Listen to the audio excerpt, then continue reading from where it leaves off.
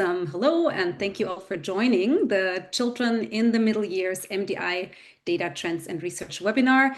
Really great to have so many of you registered and joining us today. My name is Eva Oberle. I'm an associate professor with the Human Early Learning Partnership at UBC. And with me presenting today are quite a few presenters. Doctors Anna Gadermann and Verena Rossa-Roccor and Tonje Molyneux are joining us.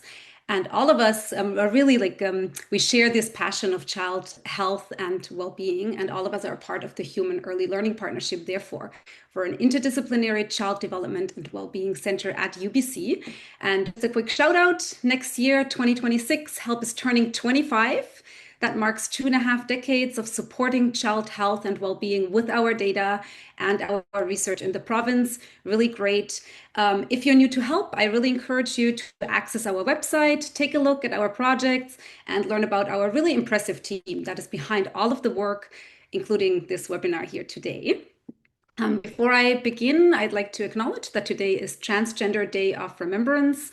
Transgender Day of Remembrance started in 1999, and it is now a global day of observance to draw attention to the alarming rates of violence faced by transgender people. And it also is National Day of the Child today. So very timely for us to talk about child and youth well-being in this webinar. And I'd like to gratefully acknowledge that our work at the Vancouver campus of UBC takes place on the traditional, ancestral, and unceded territory of the Musqueam people. We're a university, and a university is a colonial institution. So we really have been working hard to transform the ways we work and build relationships of trust and understanding with the Indigenous communities we work with across the province. And we do this we can only do this because a big part of our work is listening to and receiving guidance from the Aboriginal Steering Committee. The ASC was established in 2003. They're a really big part of HELP. And we work closely with them to foster culturally safe and sensitive research practices in partnership with the communities. So really a huge thank you to the ASC. We're really grateful for all your generosity and your wisdom and all the work that you do to support children in the province. And very lucky that today one of our elders, Elder Dwayne Jackson, has graciously offered to join us and provide a welcome for this event. Elder Dwayne is from the Gitamaks and Gitska Nation. He has a background in early childhood education and worked with Success by Six and Children First. Elder Dwayne has also been involved with Patient Voices Network, and he was a part of a process to create cultural safety and humility health standards that are now currently in BC hospitals. So really important work. These are just some examples. The list continues. And with that, thank you for joining us today, Dwayne. And with that, I'm handing it over to Dwayne to open the event for us. Thank you, Eva.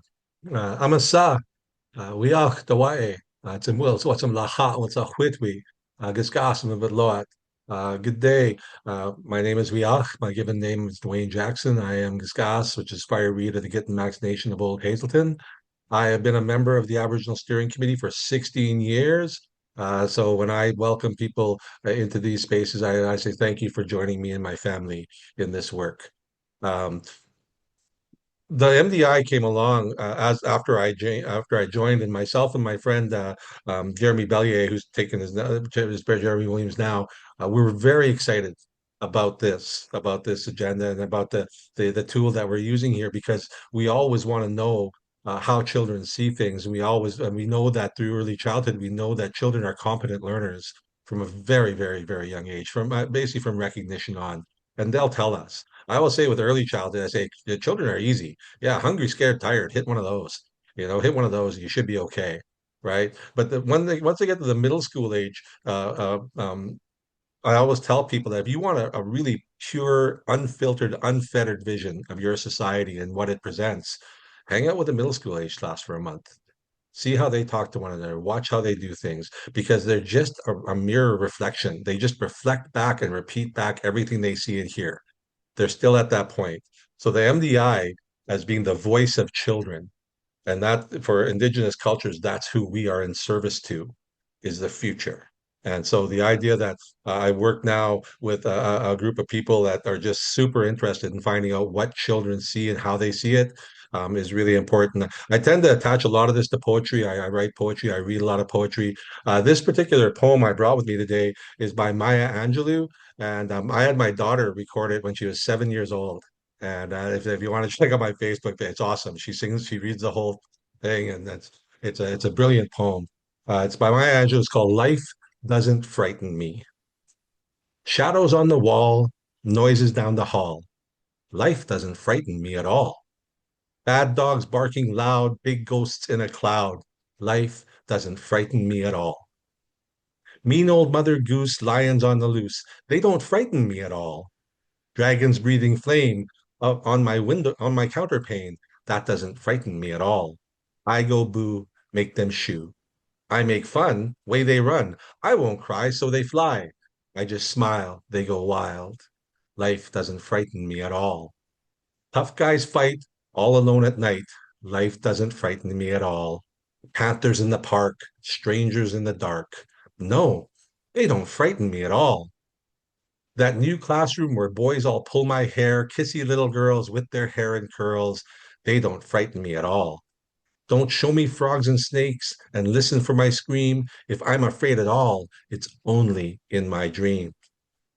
I've got a magic charm that I keep up my sleeve. I can walk the ocean floor and never have to breathe. Life doesn't frighten me at all. Not at all. Not at all. Life doesn't frighten me at all. I thank you all so much for honoring the voices of our children, for working passionately to support them. It's been my pleasure to join you here today. I'm so looking forward to the presentations myself. I'm a very, very, very honored to be a part of this family and to watch the work that goes on here. So, Amiya, enjoy the rest of your presentations. Thank you. Thank you, Dwayne. That was a very beautiful poem. Thank you. I'll go back afterwards and listen to that one more time once we have the recording. Thank you very much. Yeah, so some quick housekeeping notes. The webinar is being recorded. We'll share the recording with you once it's available. At the bottom of your screen, you will notice both a Q&A function and a chat feature. If you have questions as you listen, please use the Q&A feature. Do not use the chat. We will not be monitoring the chat for questions, but we will use the chat to post some relevant links when they're when we have something to share, and links and other information will also be shared afterwards when we share the recording. So let's get started. So this is an overview of what you can expect for the next hour or so. I'll provide a brief introduction of the MDI, show some trends over time in child well-being and in assets, and I'll share data from our new variables. Then I'll hand it over to Anna and Verena, and they will be sharing with us some really interesting and timely research on the new MDI questions that we added on climate change and how this affects youth well-being. Really important research they've conducted. And then in the third part of our webinar, we'll hand it over to Tonje, who will be introducing the classroom resources and lesson plans that she co-developed with teachers. This is really important because it facilitates youth voice in the classroom based on MDI data. And it's really a nice way for us to circle back and bring the data back to the place where they were collected, like really to the classroom, and asking children questions to understand more of what they actually meant to some extent by providing the responses they provided. I will keep this brief. Some of you have joined us for many webinars before, but still some are newer. This is really an overview of our work at HELP. It's a comprehensive child development monitoring system that we have in place at the Human Early Learning Partnership. The monitoring system consists of 5 questionnaires that gather information on really critical transition points in child development. The youngest age group we work with are toddlers, so the toddler development instrument and the childhood experiences questionnaire are both completed by parents and caregivers in early childhood.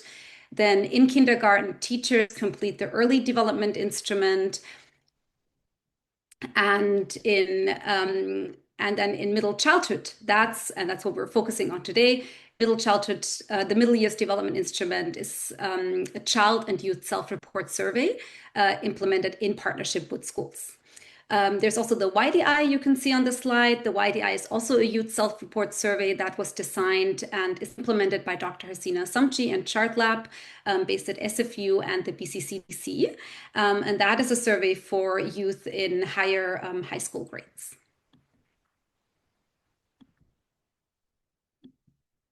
Okay, so for those of you newer to the MDI is implemented with children in grades 4 to 8. This is a really important transitional time in child development. It's marked by increasing risk, but it's also a window of opportunity to make a difference. So if we really know how children are doing during this time, what are their experiences, whether or not they have access to certain resources, then these are really things that we can address and promote.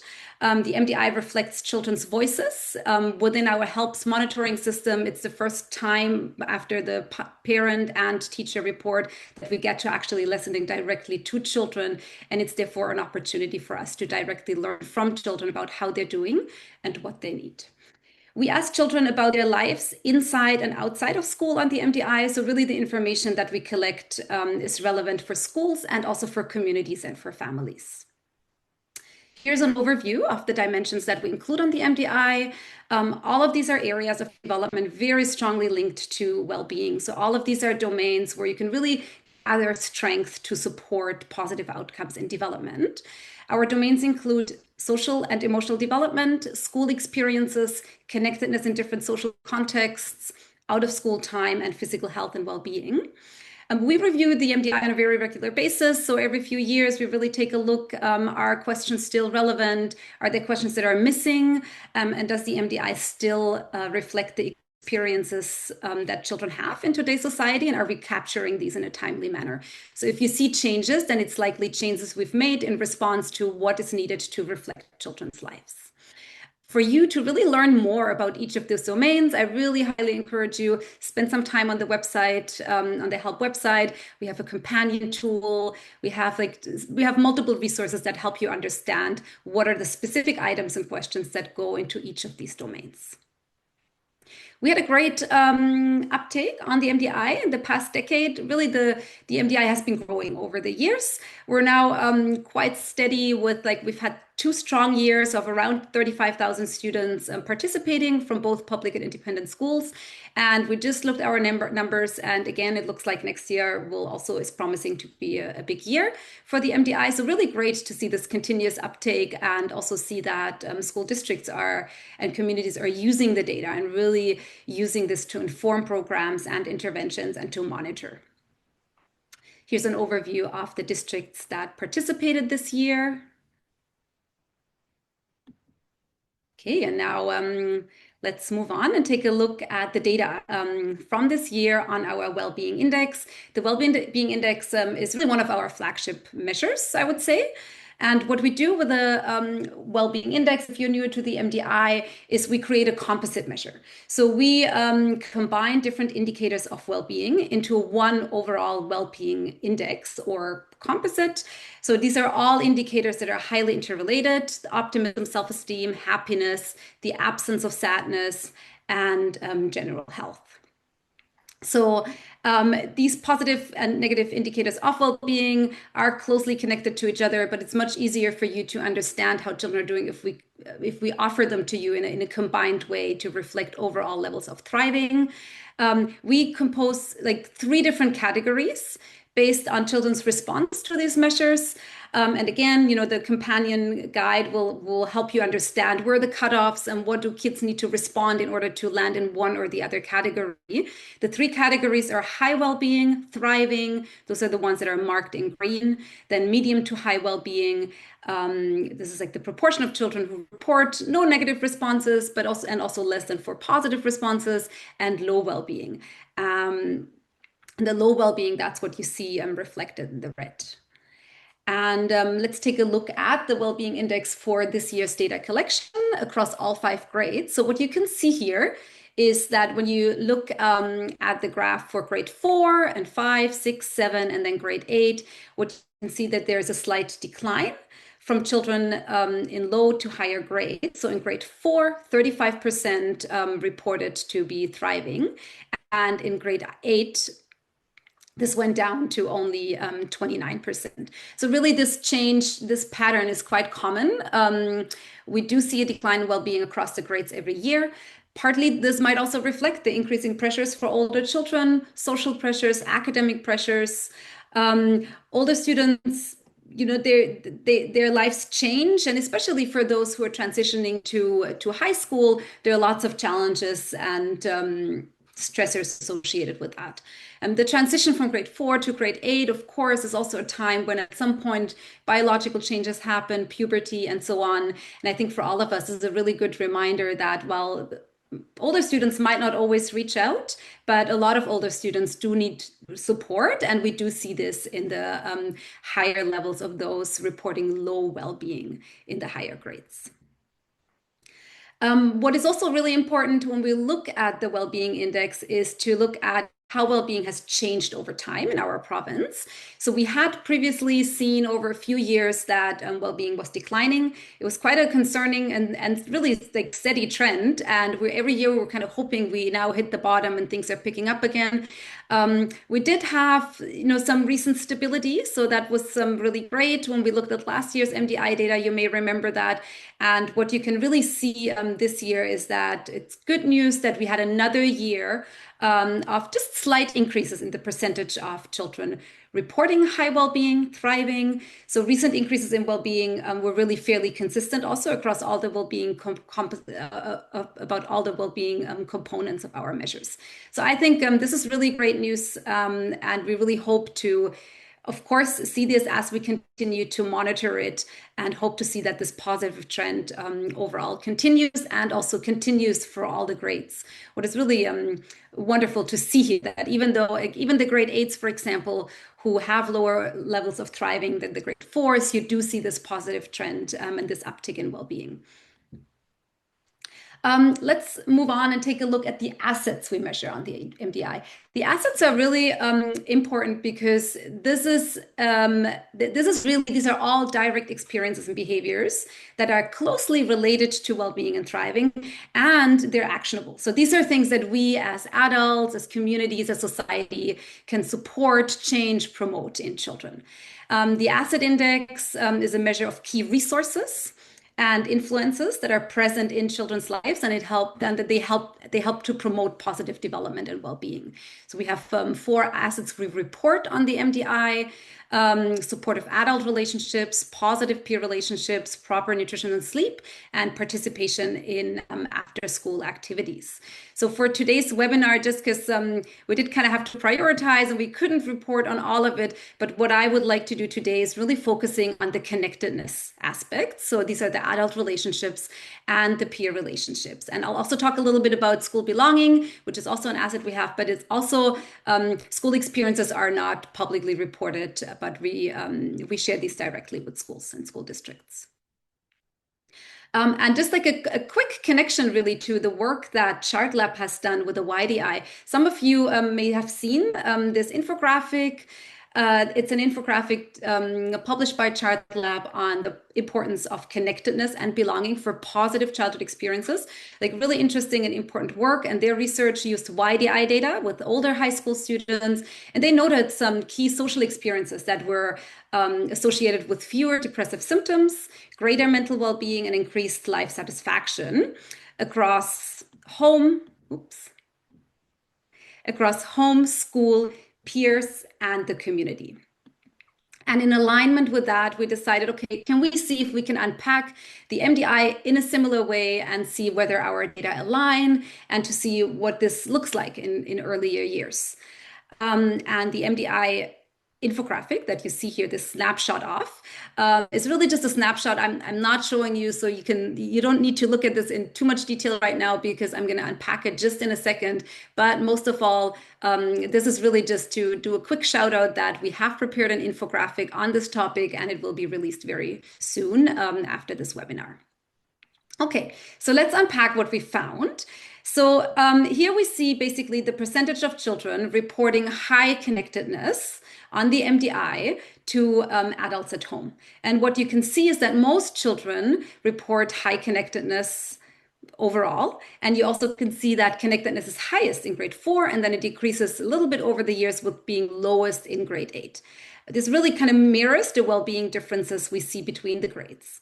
When you look at peer belonging, also, again, most are reporting a strong sense of peer belonging and friendship intimacy with peers.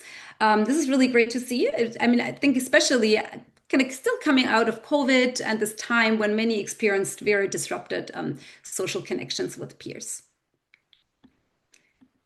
And then when you move on to connectedness in the community, the numbers are really changing here. They're much lower. And it can really prompt us to think about like who are the adults in the community that can play an important role in children's lives?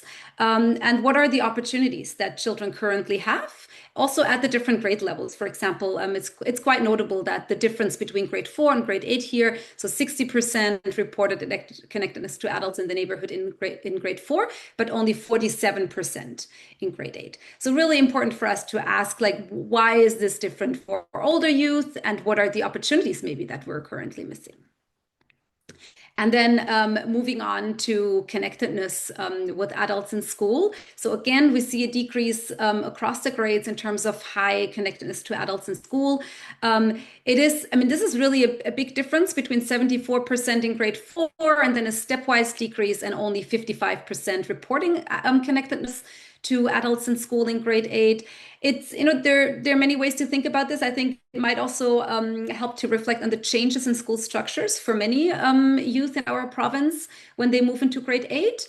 Many are in high schools. There's no longer like the one classroom they're part of with a classroom teacher and like a focused central adult in their day they spend most of their time with. So this change, of course, also changes connectedness to adults in their school. High schools also tend to be much bigger places than elementary schools. So really for those who are part of a high school, maybe to think about what are the opportunities we can create for adults to connect with youth and youth to connect with adults in these environments, especially in the higher grades.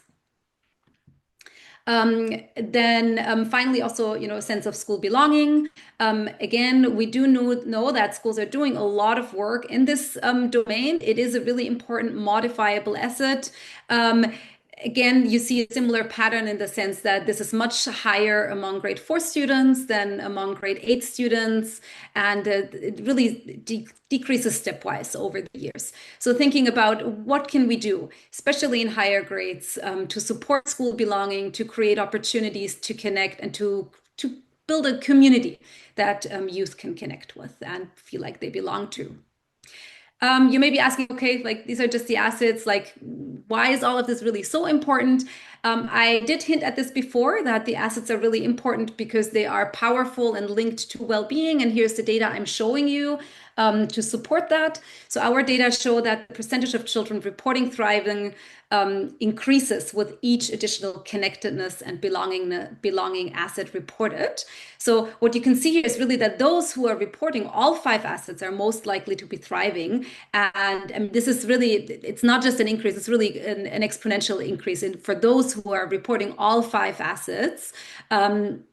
Their thriving was really much higher than in those only reporting 4 assets, for example, 3, 2, and of course only 1 asset. So really important to focus on ways to support these assets in the different contexts. And just in case you might be curious, like how many kids actually did have all assets present.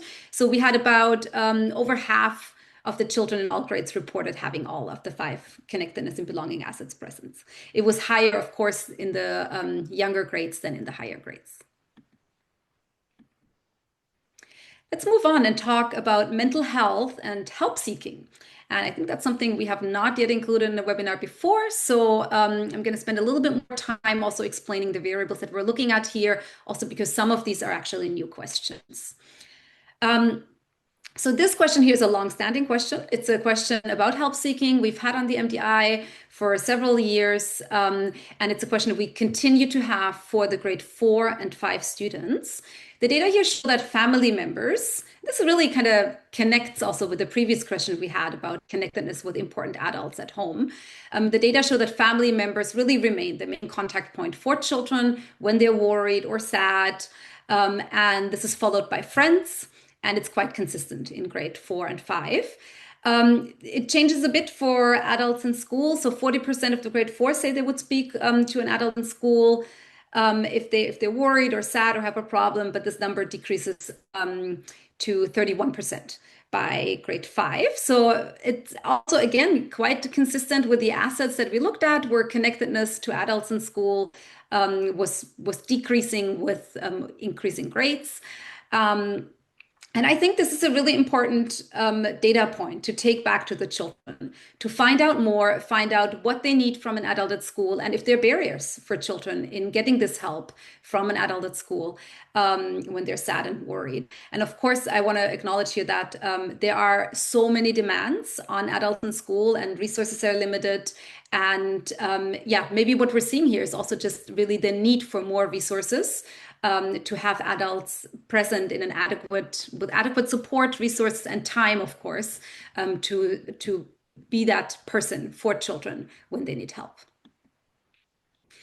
For the grade 6 to 8 students, we decided to ask this question a little bit differently. So we added a new question last year, and we asked about their mental health status and then access to mental health services, whether they accessed and whether there were any barriers to access if they didn't access any. So again, here's a snapshot of the infographic, and we will be sharing that with you shortly after the webinar.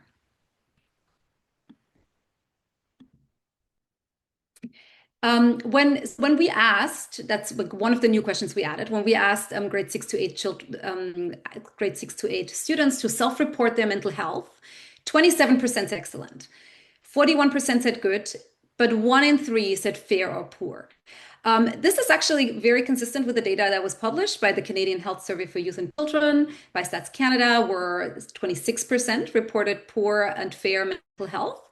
So 1 in 3 describing their mental health as poor or fair is a quite concerning number, and it's important for us to really think about what this means in what kind of support youth need and whether the resources are available. What we did as a follow-up, we then asked grade 6 to 8 students if they received help for their mental health or emotional challenges. 70% said they did actually not need it, and 30% said that they needed it.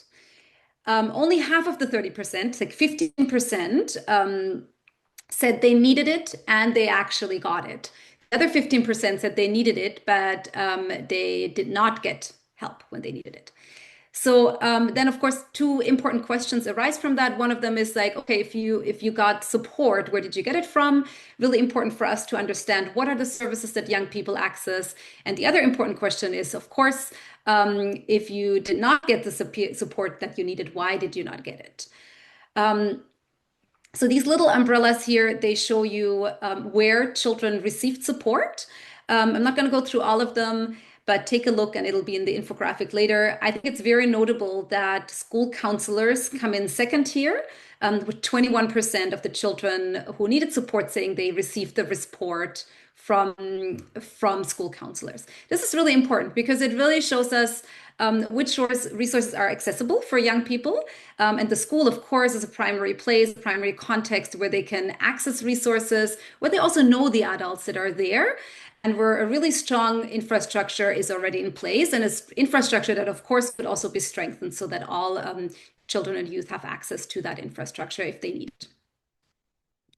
Of those who did not receive the support when they needed it, most of them thought they could manage it themselves.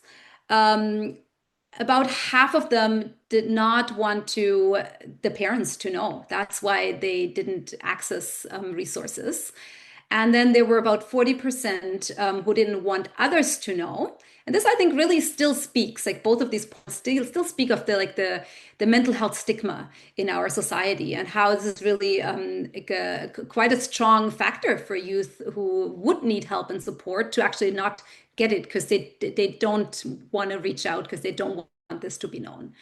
Over a third of the students also of those students also reported that they didn't actually know where to get help. And this is really important to keep in mind that youth are not always aware of the resources that are available. They don't always know who can help when help is needed and where they can help get this help from. And just thinking about, okay, who is in my life right now who can help me change the situation and get support. So just making sure what we can do as adults in society, as different organizations and institutions to change that and make sure that just even to raise awareness of where youth can get help when they need help. So this was just a quick overview. So stay tuned for the infographic, and then yeah, you can spend a little bit more time with that data. Okay, so this is a little bit of a shift now. Let's talk about screen time. And this is a screenshot from our dashboard. I'm going to be doing this a couple of times now, really highlighting the importance of the dashboard and for you to really go and spend some time with the data. I'm really just able to provide a little bit of a snapshot and overview, but if you can set aside some time, access our dashboard and look at the data in the regions that are most relevant for you, for the years, for the grade levels, this is how you can learn most about the data that is most relevant to you and your professional or personal context. What you see here is the percent of children exceeding the recommended levels of screen time, which is 2 hours per day. And what you can see is that this goes up by grade. So 34% of grade 4s report 2 or more hours of screen time per day. And this number goes up to 50%. So half of the kids basically by grade 8 exceed screen time recommendations.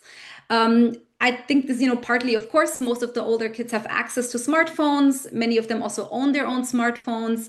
Many of them are able to, they take the devices to school. Really good opportunity for schools and school districts, again, to have these conversations about screen time in the school context. What are the policies? What are the recommendations? And how are they implemented? Maybe learning from other schools. How do other schools implement policies?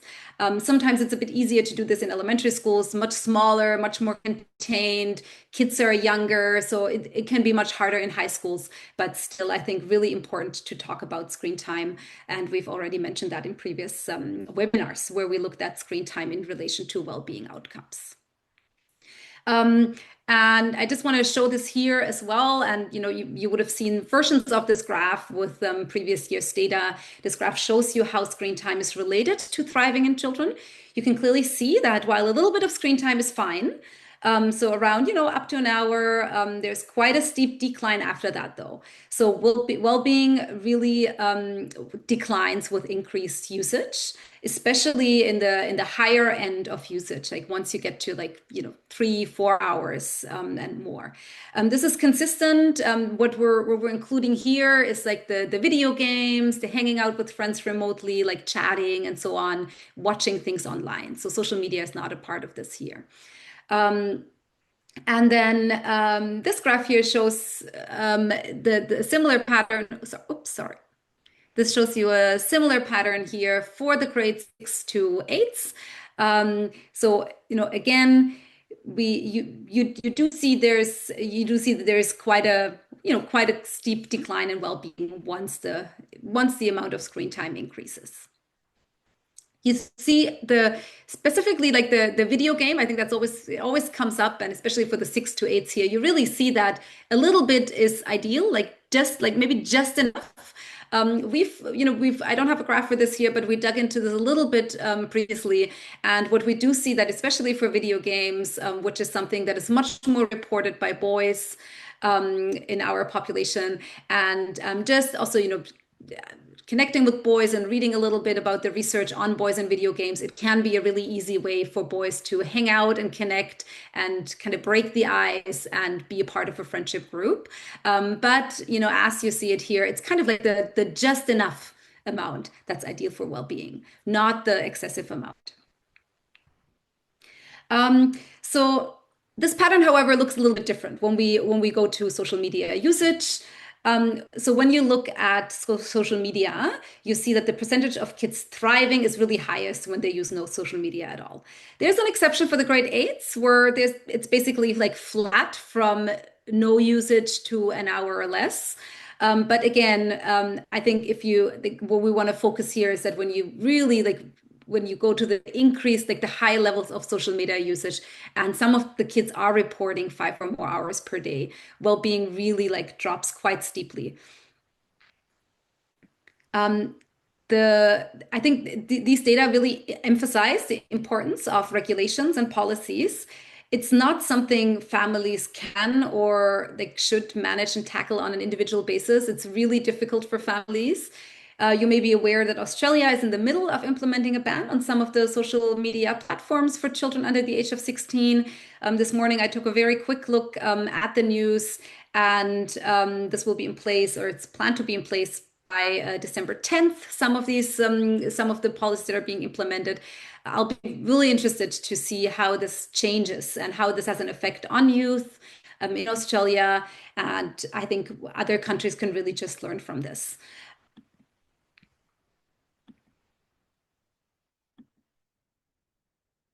Screen time and sleep has always been something that has come up. Parents have asked us that, organizations, schools, and it kind of, it kind of makes sense. A lot of those who have phones, they use them for so many different things that the phones come into the bedrooms and then they use them for alarms and so on. But they also use them, of course, used to be on their phone just before bedtime. So what we looked at here is the connection between reporting time on screens before going to bed and a good night's sleep. And 50% of the children in grades 6 to 8 report that they spend time on screens before they go to bed. So half of the kids say they do this often or very often. That's quite a lot. Now, those that reported more social media, that's like notable. If youth reported more social media usage, then they were also more likely to report frequent use of screens just before bedtime. And those who reported screen time use before bedtime, importantly, were likely to go to bed much later. And this is something we have to keep in mind, as a reminder for us, how do we turn on these screen time functions, limiting evening screen time, having clear cutoffs, keeping screens out of the bedrooms, and really like supporting a good hygiene for sleep, because we do know that sleep is such an important part of well-being. And just kind of wrapping this all up, I'm showing some resources here. Screen time is a really important and key issue of our time. It's been hard to find a clear solution. There are many, I think there's a lot of movement, lots of conversation, also societal conversation, policies, recommendations, regulations being implemented. I think these conversations really need to continue and really need to learn from what other countries are doing and what's working well to support and protect our children. I really encourage you to check out these resources and just find ways to support kids to get offline and get them outside. And you see one of the resources that we're listing here, the Go Play Outside, of course, really important resource by our help director, Dr. Mariana Brosoni, who has really done a lot of research and is also a big supporter of having outdoor play as a way to get kids in touch with the world around them, with nature, with the outside, and get them offline and outside. I have one last spotlight here, one last section before I hand it over, and I'm gonna just check that I'm good at time. Okay, I think I'm still okay. Yes, okay. So the last spotlight is on children's neighborhood experiences. Our neighborhood question has returned to the survey. So that's good news. We're asking again about children, whether there are places in the neighborhood community where they feel comfortable to hang out with friends. And this is a snapshot here off the dashboard again, and go and see what that looks like for your own region. But this really shows us that children are more likely to report that they are places in the neighborhood to hang out with friends. For those, you see that there's an increase with grades. So younger kids are less likely to report that than older kids. So about 70% of kids in grade 8 actually say that there are places for them to hang out with in the neighborhood that are safe. And another question that we added and that we asked is, we really wanted to know about children's perceptions about whether their neighborhood is a place where neighbors help each other. So it's really about the social capital of a neighborhood that we wanted to get at here. So interestingly, younger children here were more likely to agree with that statement. More than half of them felt like neighbors help each other. The number drops to 47% by grade 8. It's an interesting question why we see that. I think one possibility is that younger kids still have a much tighter social circle, often organized around the neighborhood, may attend an elementary school in their neighborhood with neighborhood kids, and through that also meeting neighborhood families and just being part of a close-knit network that is really focused on the neighborhood. By grade 8, of course, many youth have to travel for high school, go much further, take buses, and generally their social circles also widen during that time.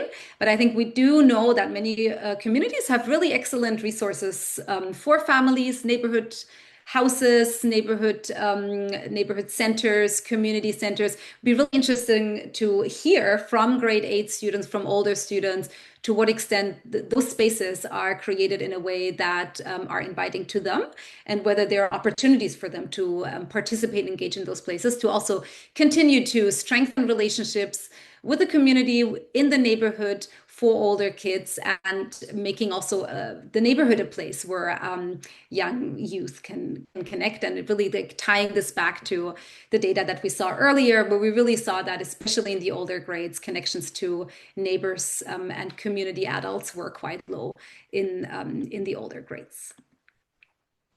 If you put all of these pieces together, again, the question is like, why are we asking some of these questions? If you put all of these pieces together, our data show that when students report that their neighbors help each other, they are also much more likely to have adults in their neighborhood to connect with, and to have safe places to connect with friends.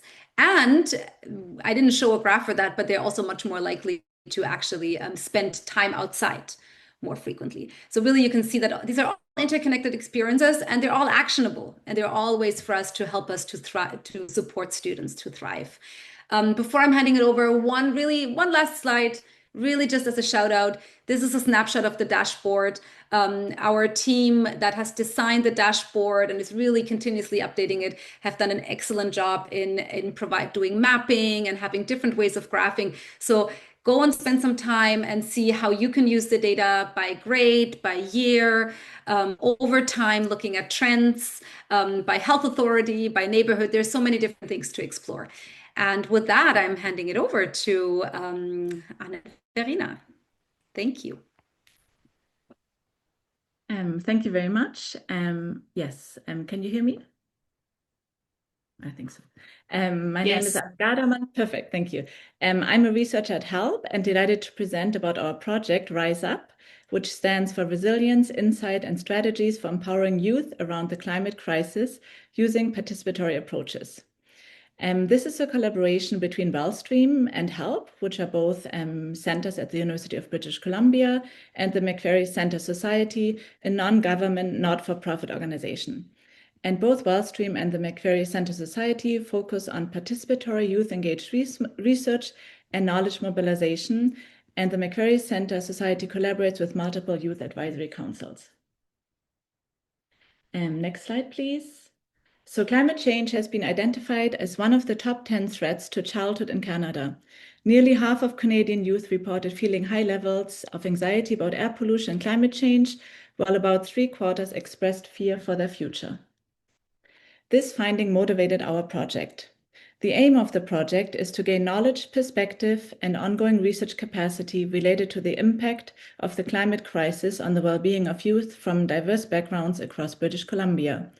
And we're using a multi-methods approach, that is a combination of quantitative analysis of BC population level data, including the Middle Years Development Instrument, as well as qualitative approaches. In the following, we will briefly introduce the components of this project, present some findings from the MDI Climate Impact module from the most recent data collection, and then also show a digital story as part of our knowledge translation and mobilization activities. For the first objective, this is using a quantitative approach to examine the impact of the climate crisis on youth well-being based on the MDI. To identify research priorities and include and adapt relevant items related to the climate crisis and well-being, we collaborated with the McQuarrie Youth Advisory Council. Based on this, we developed an MDI climate impact module, which was included in the most recent MDI data collection. And Verena will show some of the findings from the module. In addition, we are also planning to link the MDI data to data on wildfire evacuations and smoke exposure and extreme heat at the neighborhood level across British Columbia. The second objective focuses on youth voices using qualitative interviews to engage, learn from, and empower youth to shape and extend our understandings of the findings from Objective 1. This is led by Dr. Emily Jenkins. The qualitative data collection is currently ongoing. And then finally, for youth participatory knowledge mobilization action, a subset of interested youth from the qualitative interviews are invited to participate in the digital storytelling process. This culminates in the creation of a digital story. This is an arts-based participatory method that serves to amplify the lived experiences of youth as they navigate their feelings about the climate crisis, and also position their voices as essential to understanding and addressing our shared future, as Dwayne has also mentioned at the beginning. The digital story creation process is facilitated by Dr. Mike Lang, and as part of this webinar, we are very excited to share one digital story and engage in a conversation with one of the youth storytellers, Max Gomez-Boll. But before we get to that, we are just briefly talking about the Objective 1, the climate impact module that was added to the Middle East Development Instrument. And as mentioned, this module was created in collaboration with the McVeary Center Society Youth Advisory, who provided feedback on the research priorities and items for the module. So I will now hand it over to Dr. Verena Rossa-Roccor to discuss some of the findings. Thank you, Anne, and thank you everyone for being here and your interest in this topic. My name is Verena. I'm a postdoctoral research fellow with HELP, and my work centers specifically around climate anxiety in youth. And I'm thrilled to just show you some findings that we have from the MDI. Just a reminder, we had about a good 22,000 students participate in this, and for this particular module, we were looking at grade 6, 7, and 8 only. So the mean age of participants and respondents to the items that I will present was 13 years old. And you can see that we had a distribution of about 50% boys, 48% girls, and then 2.4% of participants would identify as non-binary or describe their gender in another way. So the first item that we included in this module was asking participants, is climate change negatively impacting your mental health? And you can see that almost 40% of students reported that it in fact does. 6% actually reported that climate change impacts their mental health quite a bit or very much. Next slide, please. And we do see a distribution that differs a little bit across gender lines. So for boys, we had 34% report that they are impacted by climate change. Next graph, please. Girls, a little more, 42%. And then, in fact, for the non-binary participants, we had 58% say that climate change impacts their mental health. We also wanted to know whether or not participants had felt like their climate change is affecting their daily life, for example, hobbies, activities, or summer plans. And here we can see that 40% did feel like climate change has impacted their daily life. And this is mostly through, next graph, please, air quality and smoke, extreme heat, or wildlife threats.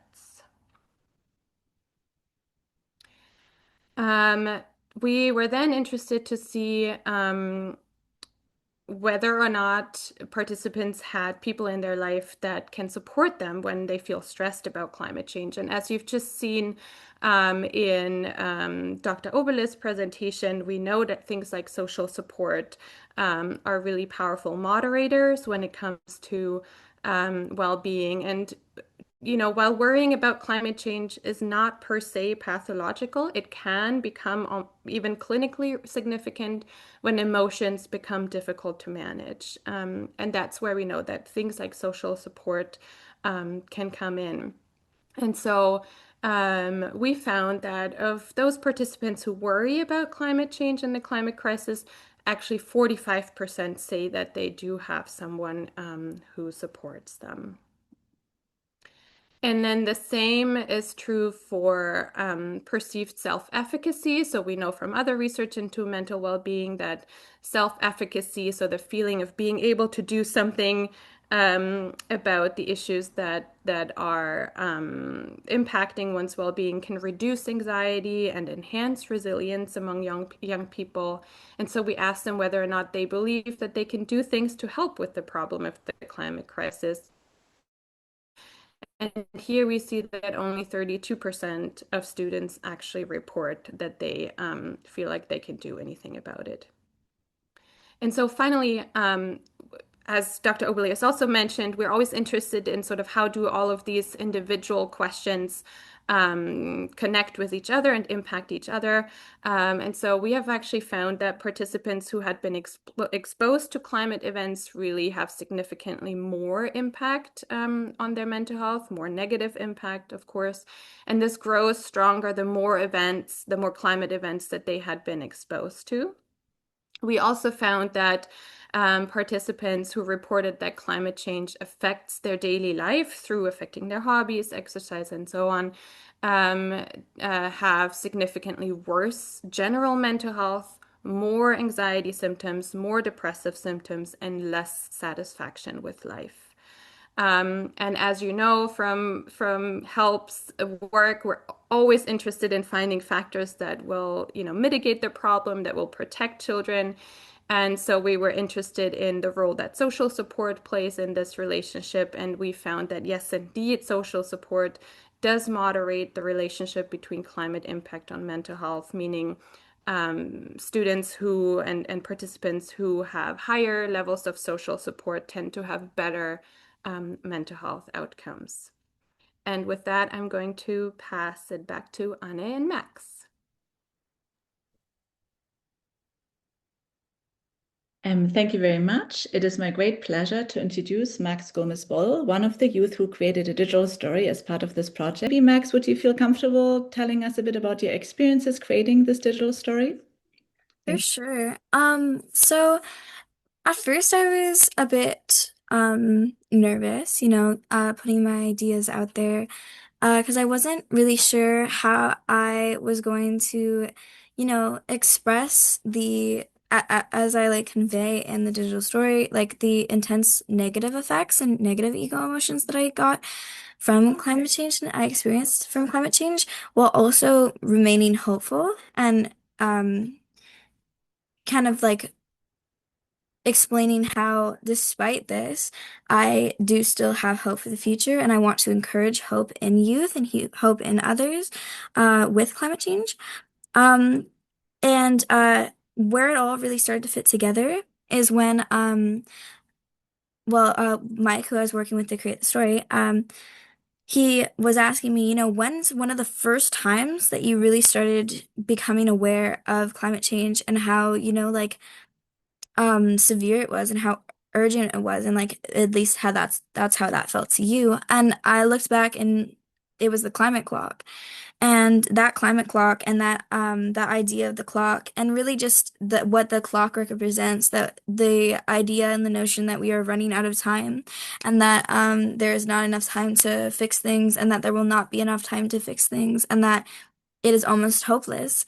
That is when I started to understand that that is kind of what all of my anxiety and other negative emotions centered around climate change come from. And that's where I decided to have the ticking clock be a representation of my anxiety, which is why it speeds up at certain points when I'm experiencing this anxiety, this urgency, this feeling of time running out. But it's also prevalent the entire video, even towards the end when I do become hopeful, because as a youth and knowing that I will primarily be responsible for, and my generation will primarily be responsible for helping build back the climate and revert the effects of climate change, that anxiety does still linger despite finding hope, you know? But yeah. Yes, thank you so much. And I think it was such a beautiful way of creating this digital story with the music and the images and your voice as well. So we will have some time at the end of the webinar as well if people would like to ask some questions.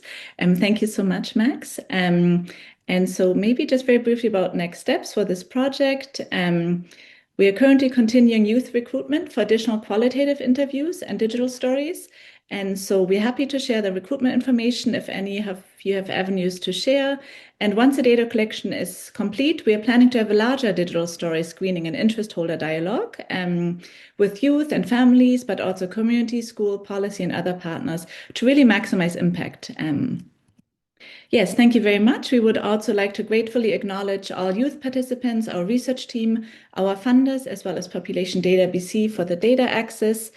And we're very happy to have, if people would like to connect with us, we put our email on the next slide. And we also have time for questions at the end. Thank you so much.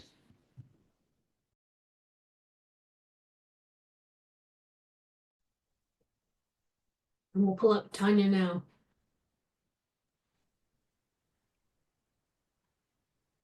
All right, thank you, Anna. And I'm going to pull up the slides.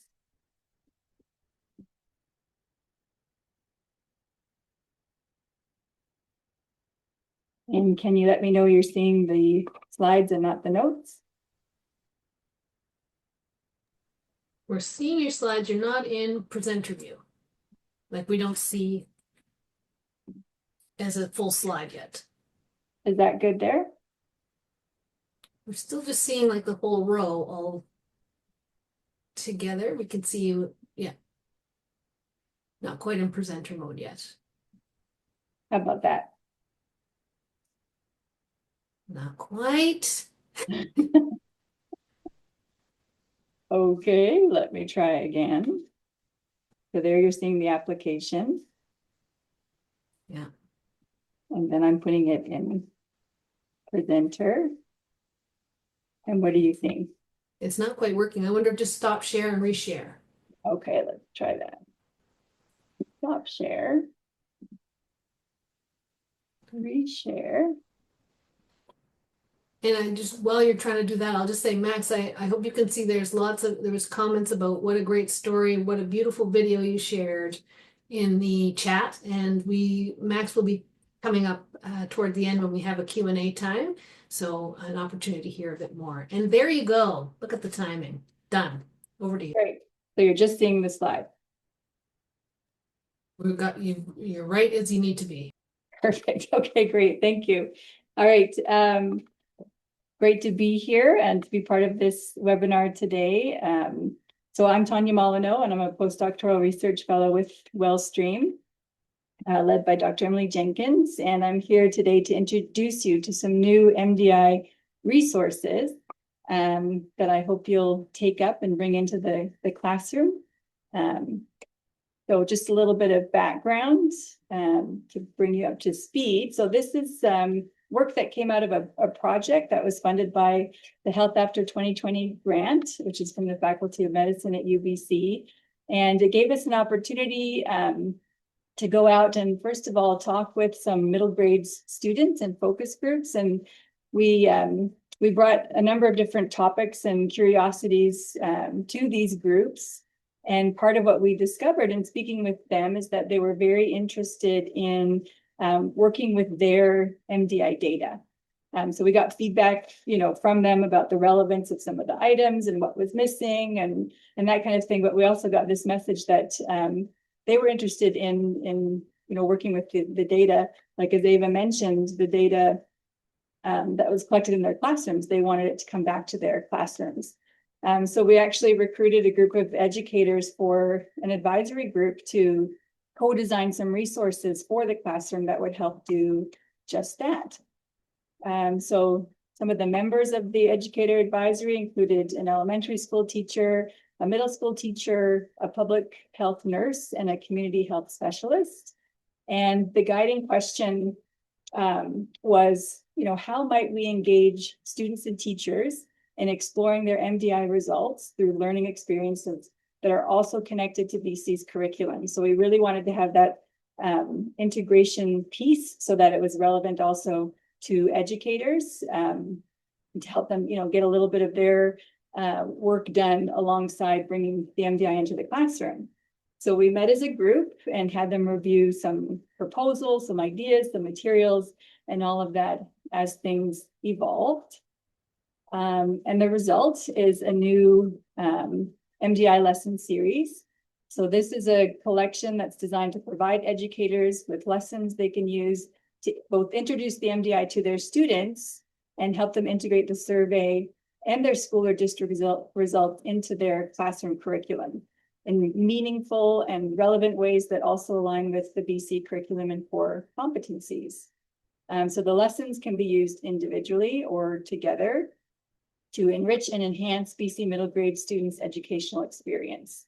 They're designed to be short and easy to implement and require very few materials or resources.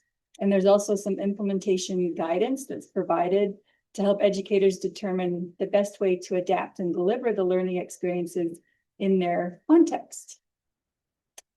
You'll find all of the resources on the Discover MDI website, and we're going to provide that link to you in the chat, so you can save that for later. So a little bit more about them though. Here are some visuals of the lesson materials. So series 1 and 2 each include 3 lesson plans, student handouts, and presentation slides. Series 3 is actually more of a project. It's a service learning project. So it comes with a toolkit of guidance for educators and handouts for students. Series 1 is a good place to start if you want to start somewhere. So it helps students learn about the dimensions measured in the survey, as well as some of its key features. So students learn about the assets and their link with well-being, and they also learn about how to read and interpret data presented in the reports. The lessons are short, they're 30 to 40 minutes, and they include PowerPoint slides that educators can download and edit to really tailor for their students. There are also videos and interactive activities included to help keep students engaged. Series 2 integrates the MDI into 3 subject areas. For now, we might add more later, but for now we have math, physical and health education, and social studies. And with these lessons, students get the opportunity to work with real MDI data and start to identify issues in their community that they might want to address. The lessons are standalone, so you can do as many as you want in whatever order you want. Series 3 is really that taking action piece. So it provides guidance for educators to support students in designing and implementing service learning projects. So the scope of these projects will vary widely. It really depends on what piques students' interest from their local MDI data and what capacity educators and students have to pull off a project, because they can be pretty intense, but they don't have to be big. So for example, during our focus group with youth, they noticed in their district data that many students were experiencing food insecurity, which really surprised them. So they started talking about some ways to solve this and proposed a snack cart. They also noticed that some students weren't getting enough sleep and proposed a sleep hygiene campaign. So these are examples of pretty low-scale projects that students could plan and implement in their school or district. So that was a brief introduction to this or these new resources. Of course, we want your feedback. We would love for you to try out one or more of the lessons. There's a little feedback survey that we would ask you to complete. And should you do that, you'll be entered in a draw for a $100 gift card. We'll provide you some more details in the follow-up email that comes after this presentation.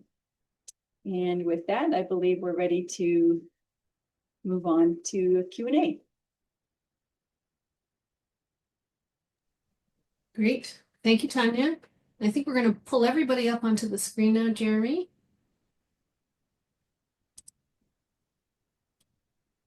And maybe you can stop sharing. Oh, great. Go.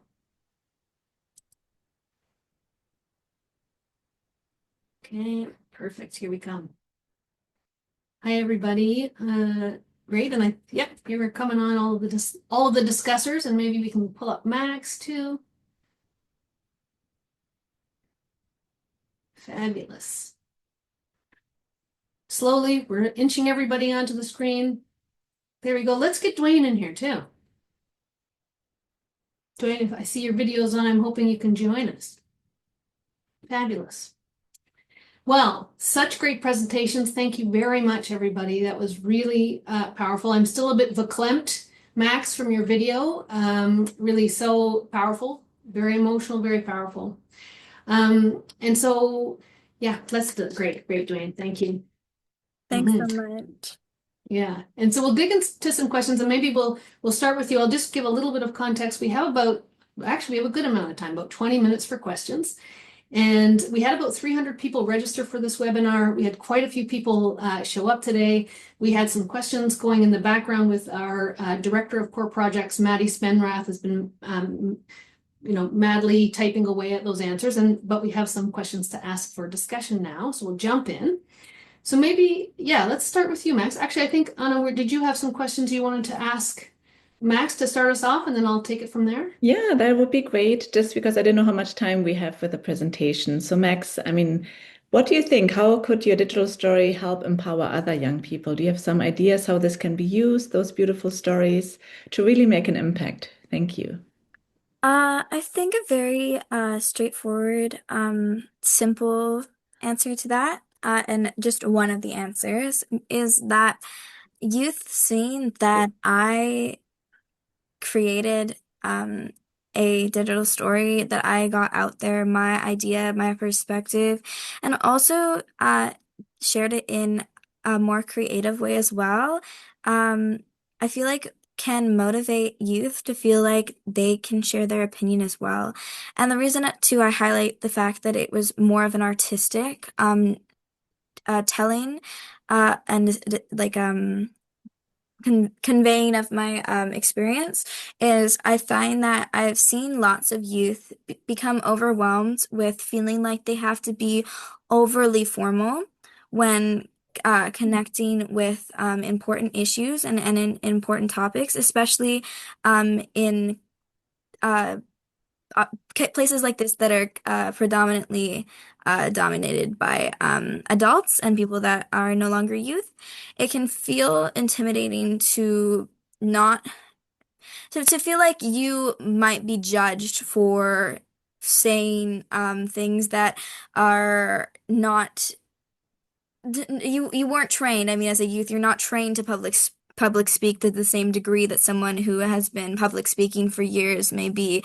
You don't have the same vocabulary that other people do, and being able to see an example of something that gets the point across and shares a unique experience and an educational and informative experience while maintaining not in super formal, I think can also be really positive for youth to see. And also too, just if I look at how many people are here right now, how many people are paying attention to this and care about this, youth seeing that and knowing that people care what youth have to say and about youth perspective, I think is really helpful and can get people to feel motivated about sharing their opinion, sharing their experience, and sharing their ideas on how to help and how to just collectively work together to improve the issues that are in the world right now, especially around climate change. Thank you, Max. Absolutely. And Dwayne, I saw you smiling and nodding along. I know you're often saying to us, reminding us that these are the voices we need to be listening to right now. I don't know if you want to say a little bit about that now, or. Well, no, absolutely. Having this young person school us, I think, is always exciting. And I do. And for everybody listening here, thank you so much, Max. Really, my we say "Lugal am kori," Nul get my heart is full to be here with you today. And to everybody listening, these are the voices we need at our tables, and we don't need them to be productive.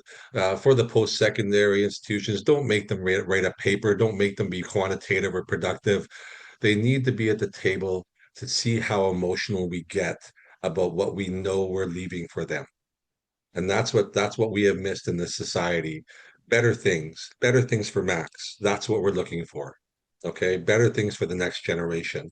If we're not working towards that, what are we doing? We're just making ourselves comfortable. Okay, so yeah, thank you so much. I absolutely honor your work. Thank you. And I think you did mention that you're still recruiting people. Did you want to say anything more about that, about process, or I guess just through your email, that's the best way? Yes, please. Great. Just send us an email and I can put it in the chat as well. And yes, we're recruiting for the qualitative. Oh, here's a post actually. I think it was just added to the chat. Thank you. Great. And we'll send it in a follow-up email as well. Fabulous. Okay, so maybe on that idea of cultivating youth voice, Tonje, I'm wondering, I know you created some resources for teachers and lesson plans, but beyond them just being helpful resources for teachers, what do you think the value is about teaching youth about using MDI and maybe other population level data?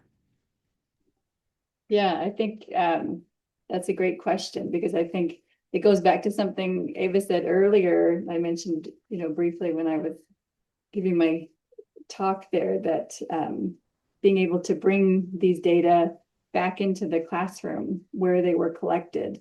And so it's our youth who are telling us through the survey about how they're doing, what they need, what's going on in their lives, how these experiences are affecting their well-being. But to be able to bring that back into the classroom where they are and have them look at it and think about, given what my peers are saying about what's happening in our community, in our context, what can we do? And I think that gives them this experience of being empowered and having some agency. And then for educators to be able to see that there is that desire to take action and to do something and to be there to support them is really important. So I think overall it's a great opportunity to bring those data back into the classroom, so that there's something that can be done with them, and so that the youth themselves feel like they're playing a role in that. Yes, great.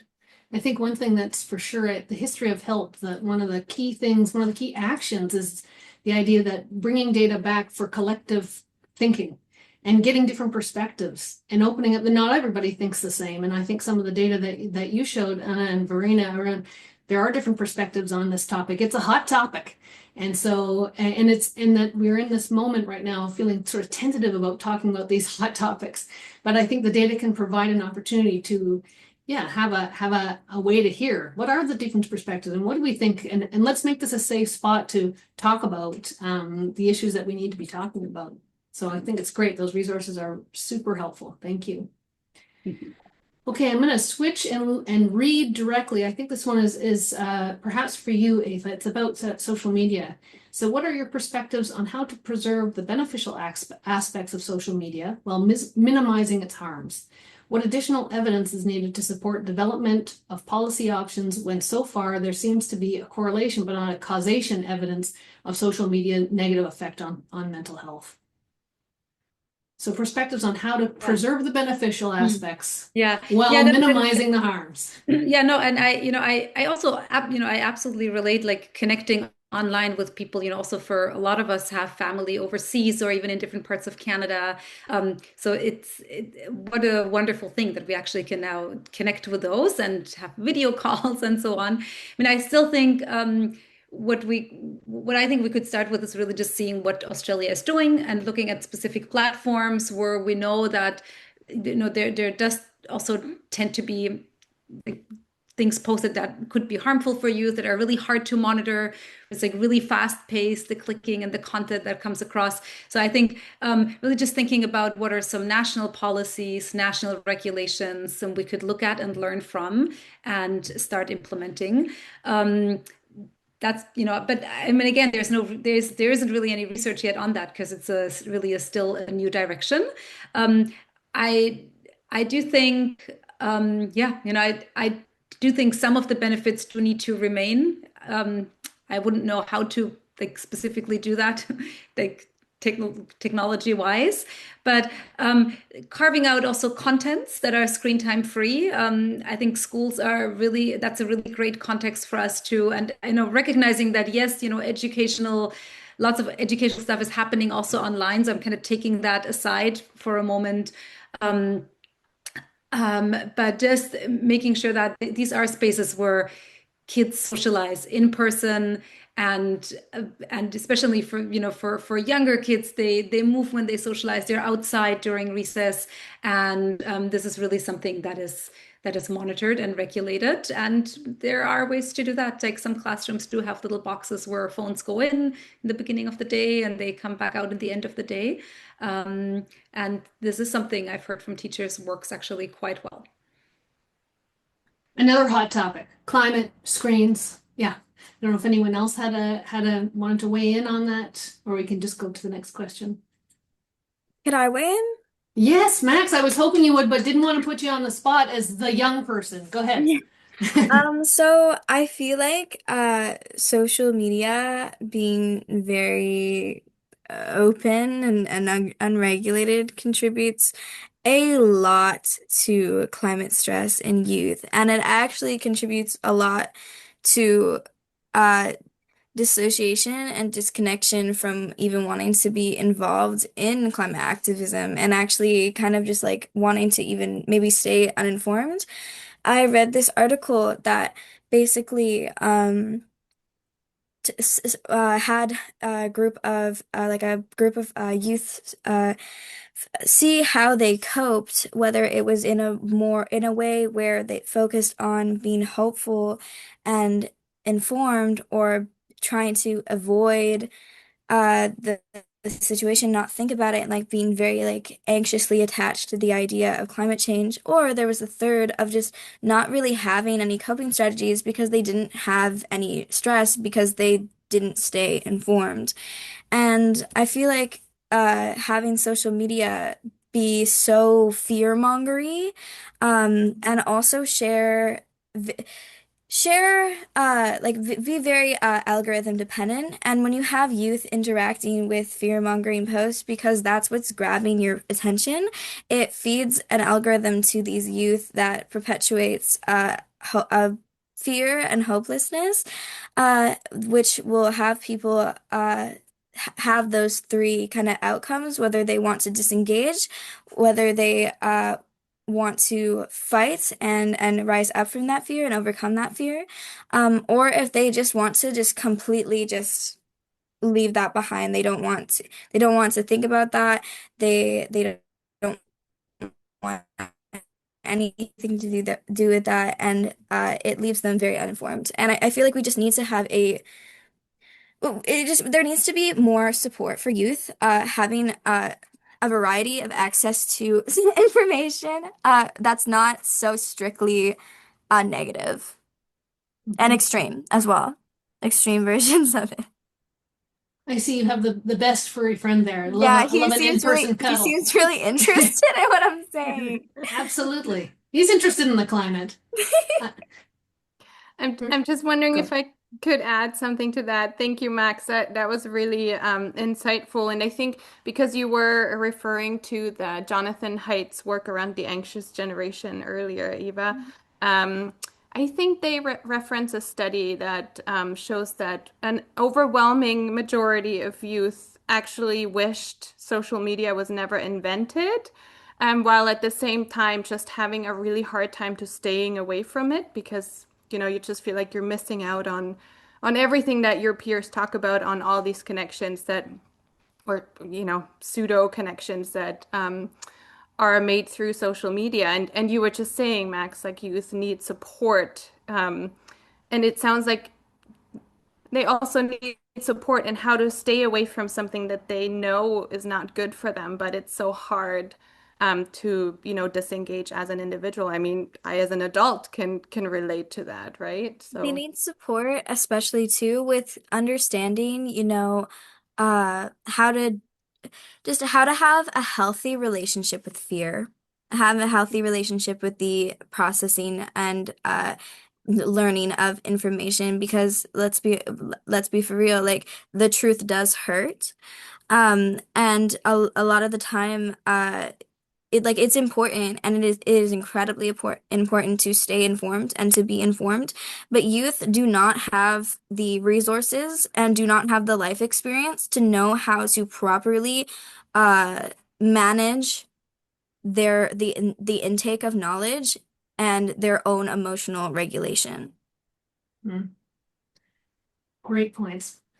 Super glad that you're here with your furry friend to share those reflections. Really important. And I think it speaks to me too about how the conversation, like in schools, around the importance of critical thought with what information are you getting? How are you managing it? Yes, maybe less screens in school, but also conversation about screens, because they're part of our world. And so how do we manage that? So we only have go. Okay, maybe also just to add here, what I think what is happening today in this webinar is that we're so lucky to have Max here and to actually help us unpack some of the things. We're kind of like, we're looking at data, we're speculating why we see what we see, but we don't always have an opportunity, of course, to have someone directly there who can speak to that. I think this really connects back well to the resources Tonje shared, and just saying, if you have a chance to take your data from your school back to the classroom and engage the students and the children in unpacking and understanding this data, I think that's very valuable, because we need the children's help to really understand what is behind the data and these responses. Yes. And I'm going to ask one last question, because it was asked early in the webinar, and it's interesting.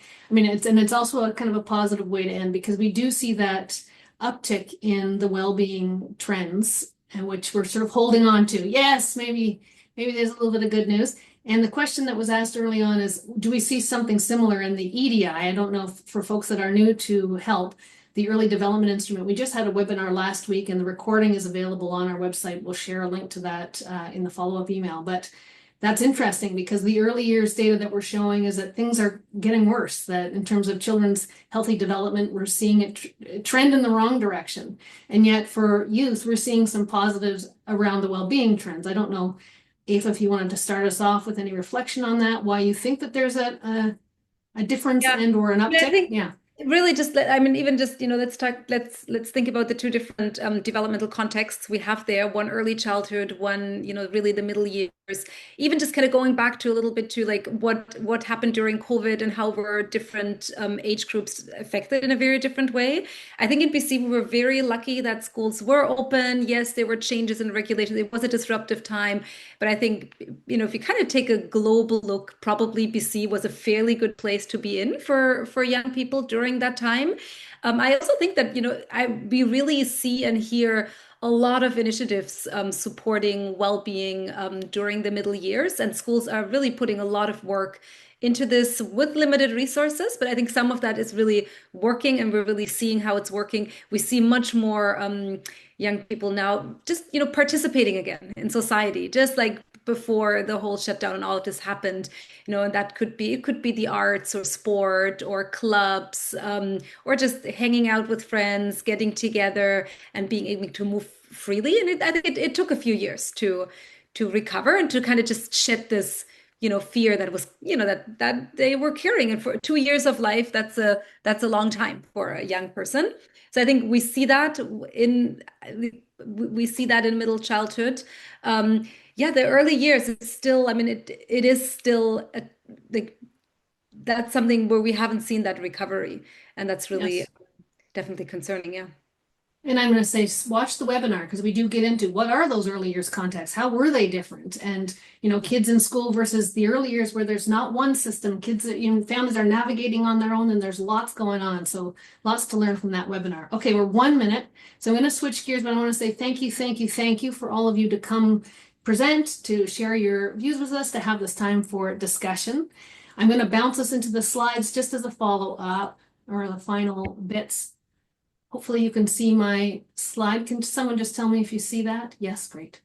So I know Eva mentioned at the top of the webinar that we are moving into our 25th year at HELP. So we're very excited about that. And next year we are going to try and showcase the myriad of experience and expertise we have through our faculty, a faculty that's growing, along with showcasing some of our partner research and maybe getting some more youth voice up into these presentations to share all the expertise and how we might move forward as we go into our 25th year. If you aren't already connected, please do sign up for our newsletter. That's how you'll find out when data is released or when an upcoming webinar is available, or a session of different kinds. Let's see if I can switch to the last slide. I think it's our very last one. Feedback survey. We really would love if you could take a minute. We put it in the chat. Please do fill it out. We'd be really curious to hear from all of you. And finally, just a super thank you. Thank you to everyone for coming to this webinar, for taking the time. The cat's giving you a high five right now. I can see that and I love it. Yeah, just grateful to everybody for joining us, and for the presenters, and for Dwayne for opening us in a good way. And have a good day, everybody.